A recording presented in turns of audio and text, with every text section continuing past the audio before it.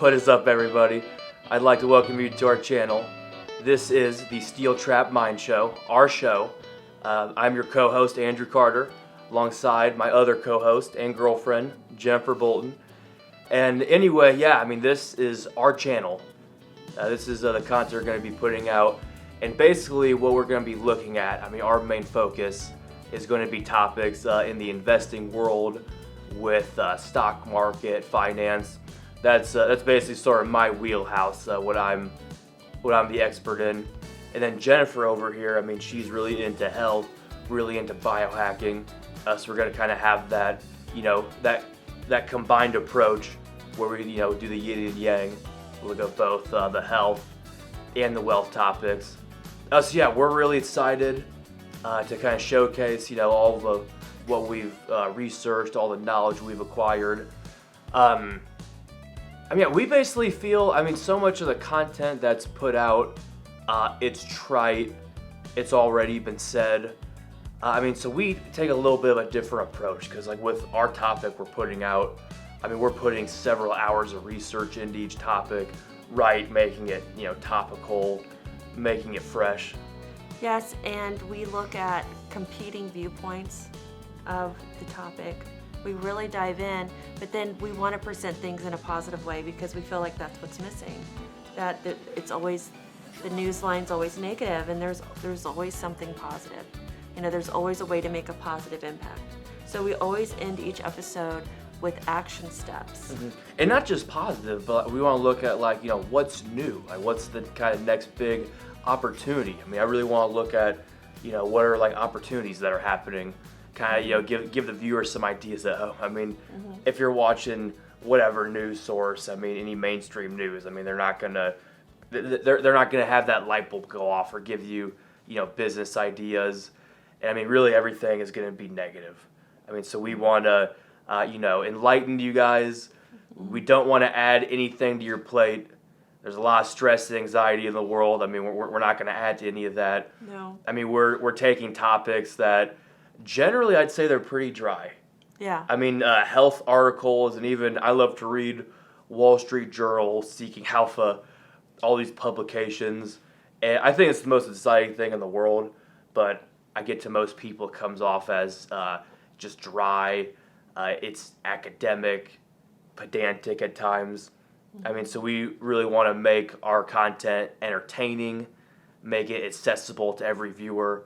I think people want to know more about these topics, but it's sometimes hard to because it's just there's not a good format. There's not an entertaining format for a lot of this stuff. But we feel that this is what's required to have your best life. That there's 3 different areas of having a really great, fulfilling life, and money, having investments, having money work for you. You're going to have the freedom to do what you want to do. Mm-hmm. And then you have to have good health to enjoy that money. If you don't, you could have all the money in the world and you don't have good health and mental and physical health, you're not going to be able to enjoy that money and do those things you want to do. And then there's always a spiritual component to a good life and realizing where you fit in the world and with other people and what the point of life is. And we're kind of going after 2 of those. Mm-hmm. So it's positive. It's positive. It's all positive to have a really great life. So what we've decided to do is ask each other questions so that you, the audience, can get to know us better. Mm-hmm. And we'll start. So I'm going to ask Jennifer some questions. Kind of get an idea, why did you get into all these really expert level health topics? And I guess for most people, the first question, there's always sort of a big aha moment, kind of a eureka moment. Nothing's the same after that. What was the biggest moment you can think of where it was never the same after that? Got you into health topics. Yeah.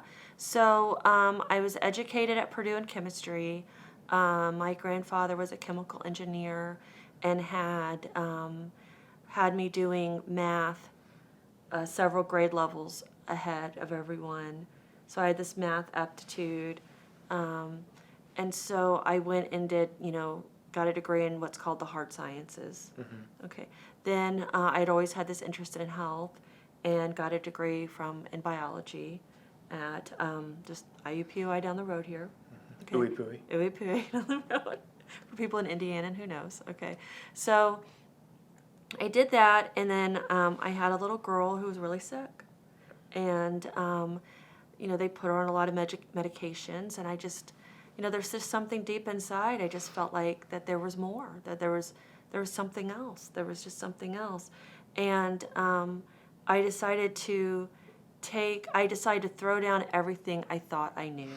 Like, it was this literal conscious decision that every paradigm that I thought I believed, I was willing to abandon to help my daughter. Like, that's how desperate I was to help her. And in my search to help her, I realized that there was all these modalities of healing, information that is just not at all mainstream. And there's a lot of different reasons for that. Like, we could go back in history to the turn of the century and people that were in charge, that were funding medical schools. We could, or the fact that scientists do not have their own PR machines, so they could be quietly working in a lab, and we just never know what they're discovering. There's a lot of political interest behind medicine and what's released and available to people, and so I started trying other things, and she got better. She got better. Mm-hmm. And it not only did I learn so much and learned so many things about nutrition, but I also just completely had a different view of the world than I had before. So. Wow. Yeah. And, going off of your different view of the world, stuff is always changing. I mean, that's kind of a trite thing to say, but I mean, really in today's, I mean, you look at 2010 versus today, mm-hmm. I mean, the next 10 years are going to look so drastically different. Yeah. I mean, so what do you think is the next big trend? I mean, how are things going to be different with health in the next 10 years? We've really looked at, we've had a very mechanistic understanding of the body. Mm-hmm. So I like to compare it to Newtonian physics. We figured out everything about the universe and learned a lot just from Newtonian physics. How the rate of gravity. Two bodies colliding. We all know the different postulates of Newtonian physics, and then we discovered quantum physics, and all the interesting, unusual things that go along with quantum physics, and it totally changed our way that we see the universe. Mm-hmm. And I think that is going to be applied to the body, and we're going to understand the body more of an energetic entity than we ever have before, and that is what's going to drive medicine. Is this everything energy, pretty much? Everything's all matter's energy. Yes. Everything's energy. We actually do not take up a lot of physical space. There's so much space between the subatomic particles of our atoms, and all the different interesting things that go along with quantum physics can be applied to our bodies. Okay. And our interactions with other people, and it is the wave of the future. It really is. Mm-hmm. So I mean, certainly, like all the that was a lot, that we dropped, a lot of knowledge we dropped. There's no shortage of misinformation, fake news, whatever you want to call it. What do you think is the biggest misconception people have with health right now? Well, we have been trained to only believe information coming from an authority figure. Mm-hmm. But there's all this other information that's credible that it may not be coming from an authority figure. Mm-hmm. So that's how people need to open their minds. And that's the biggest problem, I think, right now. But it's changing, it's rapidly changing, because mm-hmm. people they're just like me. Their backs against the wall, and they're ready to do something new or learn something new. Mm-hmm. They're seeking. Right. I mean, so with seeking that new information, like, what would you say has been the biggest difference in your life? Like, what's been the biggest impact with, the change in lifestyle with the health topics you're doing? Oh gosh, I think the biggest impact on anyone's life, health-wise, would be diet. I meant yours personally. Yeah. So that would be it because it's everybody. So to understand that the grocery store's medicine, that food's medicine, that when you're buying groceries for your family, you are really caring for them, and the way to eat, that's the first step in any issue you have, is getting your diet right, understanding your diet, and understanding the things that may be harming you or helping you. Awesome. I had one more question. I didn't. These are really good questions.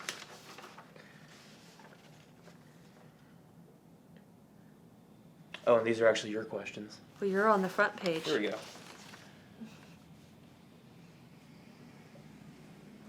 That actually concludes my questions. Oh, you got them all. Okay. Got them all. I didn't memorize my questions, and okay, so we both had grandfathers that were very influential in our lives. Mm-hmm. Okay. Yes. And what stands out as the most important lesson that you learned from him? I would say, there's so many to go from. So do everything in moderation, Really? including moderation. Yeah, work 5 days, take 2 days off. Just work really hard, take a vacation.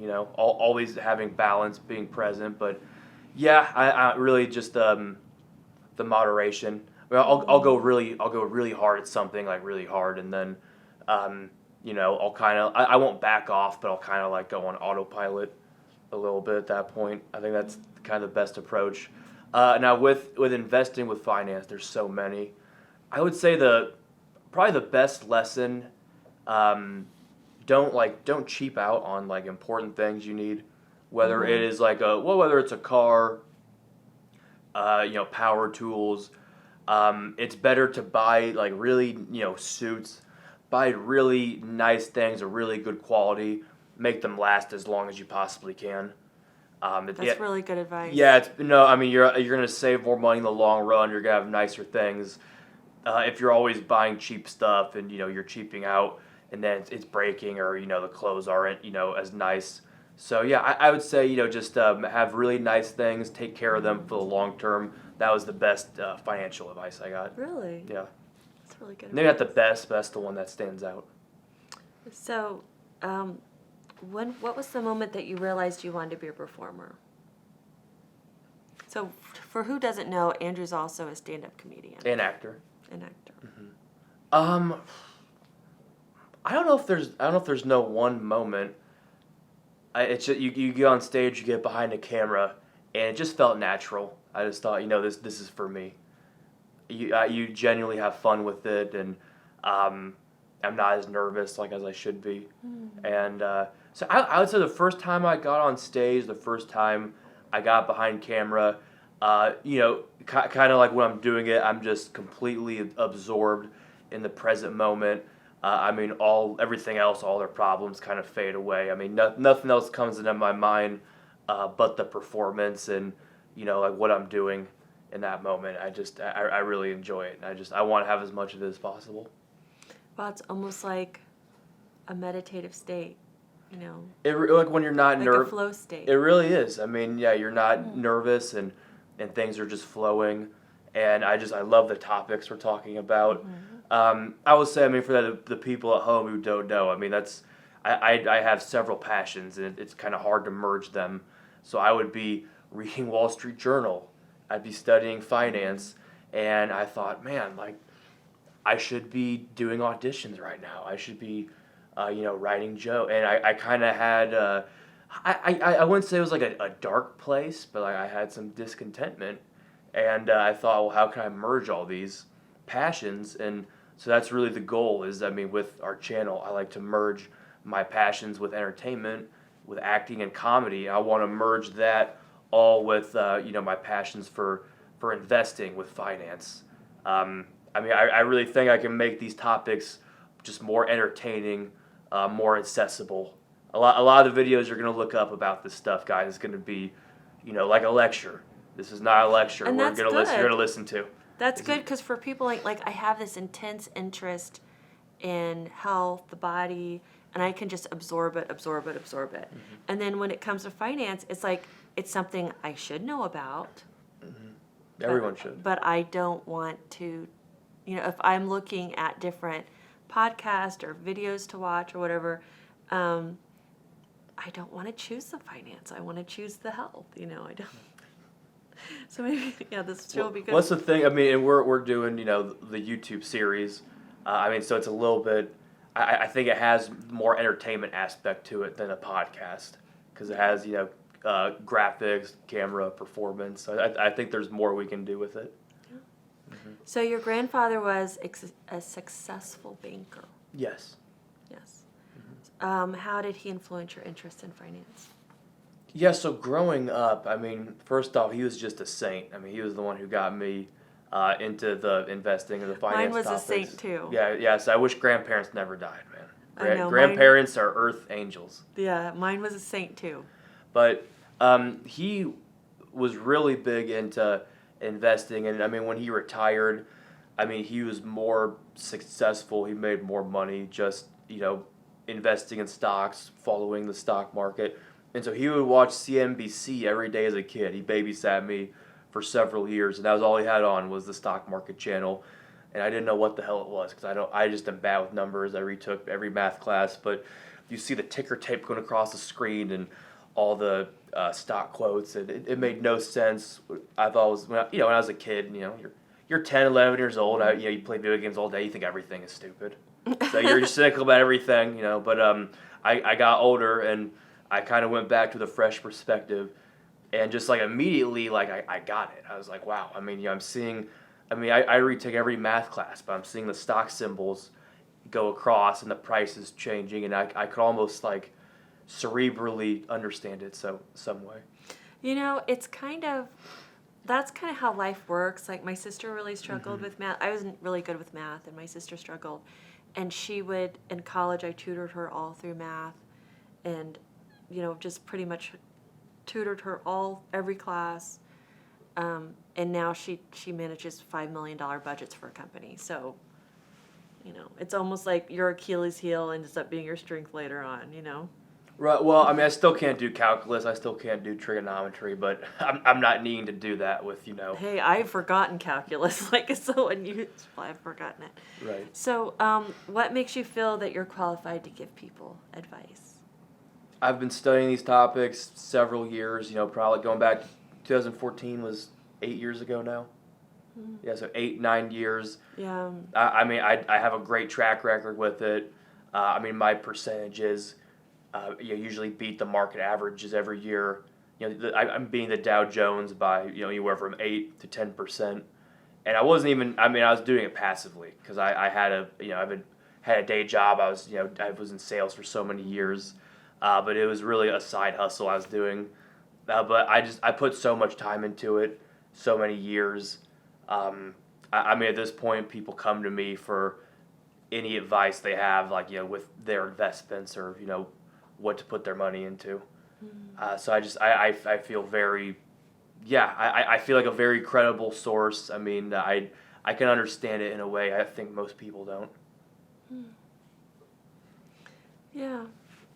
It's just the years of study, and now you just want to share it. It's just the time. Again, I've put so many. I probably put thousands of hours. I'd probably say several thousand hours into it, and I just want an outlet of some kind. I want to. You want to teach? Well, yeah. I want to give back, but I want so much information to have condensed. I want to put it out there, and there's this saying that those who can do, those who can't teach.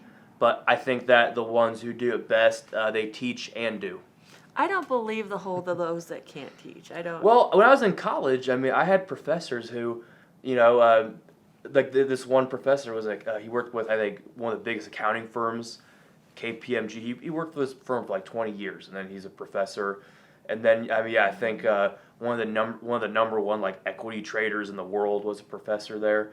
So that's sometimes total, BS that if someone's teaching it, they're not good at it. It's like usually it's they've had a successful career and they're settling down, into teaching.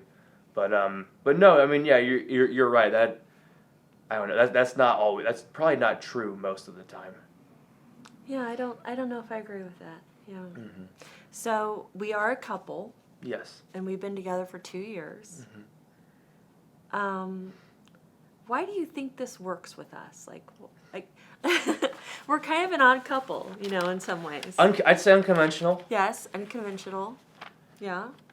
I guess it works because we're open to new possibilities. Because we're both pretty open-minded. We're pretty open-minded. I don't know. I think we do a lot of interesting and a lot of cool shit. Yeah. And we have fun with whatever, whether it's going to we just stay at like random bed and breakfasts, or we've been to Malibu. Yeah, I've been to Malibu and LA several times. Working on our business together.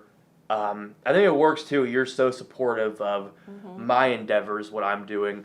I noticed, before I met you and I was dating, and it always sounded cool. You're an actor, comedian. Girls are always interested in that, but they might be interested on the surface. But I don't think most girls want to go to the mic, the open mic in Kokomo or whatever. They don't want to. Having to put in the work with the auditions and the work with putting in a business. And you've been supportive of all the endeavors, and you've wanted to be a part of it, and that's really been that's been incredible. That's something I'm grateful for. It's been a blessing in my life. Well, you've really, really made me stretch, and I've said yes to things like that I didn't think I'd ever say yes to. Like, so doing this show, I'm a very private person, and I am too. Yeah, and so doing this show, I've said yes to something I thought I'd never say yes to, but here we are. Right. It's just like I said, it's an outlet for us, and just really kind of put out all the thousands of hours of information we've acquired, and so I think it's gonna be very refreshing, new. You listen to the stuff we put out, you're probably gonna be learning easily 10, 15 new things. Really? Yes, it's not. So much information. That's kind of my motivation for this channel. Is I read a book and I'm like, I've already read this. I want something new. So I want to give the people something new and exciting. Yeah. Okay. That concludes the questions? I think it does. I think that concludes the show. All right. Well, hey, thank you guys so much for sticking around. I hope this gave you a good introduction to our channel. Really a good idea of what we're about. What we're gonna provide to you guys. So again, this is our show, me and Jennifer, your co-host. This is the Steel Trap Mind Show. And we're going to keep coming at you with topics for, investing, looking at, the stock market, how to, better manage your money, and then also how to have, the integrated approach, how to live a healthier life, and, better diet, etc. So we just want you guys to live an abundant life there. Again, have both the health and the wealth happening for you, and we'll see you around. So we're really excited to keep bringing you guys more content. Yeah. So Godspeed to you. Again, thank you for tuning in. Sending off once again your host Andrew Carter and Jennifer Bolton. Thank you. All right, take care, everybody.